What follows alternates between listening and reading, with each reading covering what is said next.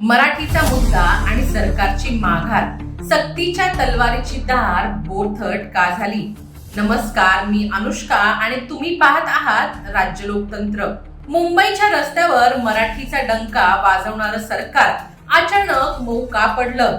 मराठी नाही तर परवाना नाही ही गर्जा करणाऱ्या परिवहन मंत्र्यांनी आज आपला पवित्रा का बदलला? रिक्षा आणि टॅक्सी चालकांना दिलेली 100 दिवसांची मुदत ही त्यांची सोय आहे की सरकारची अडचण? आज आरटीओ अधिकाऱ्यांच्या बैठकीनंतर राज्याचे परिवहन मंत्री प्रताप सरनाईक यांनी जी घोषणा केली त्यामुळे अनेक प्रश्न निर्माण झाले आहेत. आजच्या विशेष भागात आपण याच यू-टर्नचा पंचनामा करणार आहोत. नेमकं काय घडलंय ते आज समजून घेऊयात. गेल्या काही दिवसांपासून मुंबई आणि परिसरात रिक्षा टॅक्सी चालकांना मराठी भाषा येणं सक्तीचं करण्यात आलं होतं.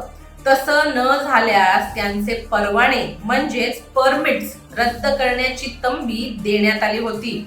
यामुळे परप्रांतीय चालकांमध्ये भीतीचं तर मराठी चालकांमध्ये उत्साहाचं वातावरण होतं.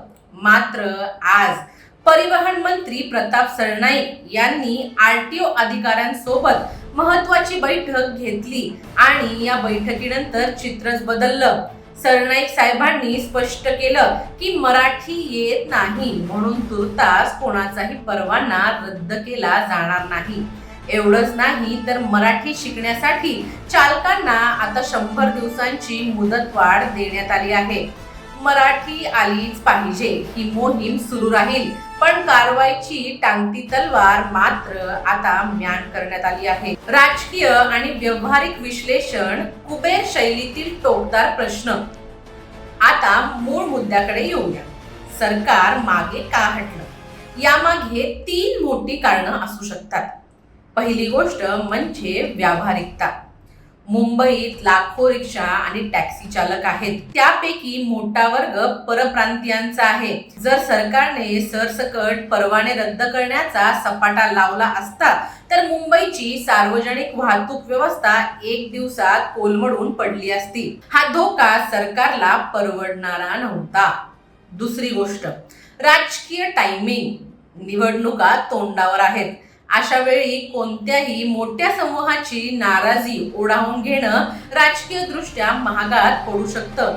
मराठीचा मुद्दा अस्मितेचा असला तरी मतांचं गणित बिघडू नये याची काळजी कदाचित राज्यकर्ते घेत असावेत. आणि आता तिसरा मुद्दा, कायदेशीर पेच. केवळ भाषा येत नाही म्हणून एखाद्याचा उदरनिर्वाहाचं साधन म्हणजेच परवाना हिरावून घेणं न्यायालयात टिकेल का? याबद्दल कायदे तज्ञांनी शंका व्यक्त केल्या होत्या. त्यामुळेच कदाचित सरकारने आता सक्तीपेक्षा मुदतवाढ देण्याचा मध्यम मार्ग निवडला आहे. मराठी चालकांचा रोष आणि जनतेचे प्रश्न. पण या निर्णयामुळे तो मराठी रिक्षावाला नाराज झाला आहे, ज्याला वाटलं होतं की आता तरी आपल्या हक्काच्या धंद्यातील घुसखोरी थांबेल. ज्यांना 15-20 वर्षात मराठी शिकता आली नाही ते 100 दिवसात काय शिकणार? हा सामान्य मुंबईकराचा सवाल आहे. 100 दिवसांची मुदतवाढ म्हणजे केवळ वेळ काढूपणा आहे की खरोखरच सरकार काही ठोस पावले उचलणार? जर सक्ती करायचीच नव्हती तर मग परवाना रद्द करण्याच्या घोषणा कशासाठी केल्या?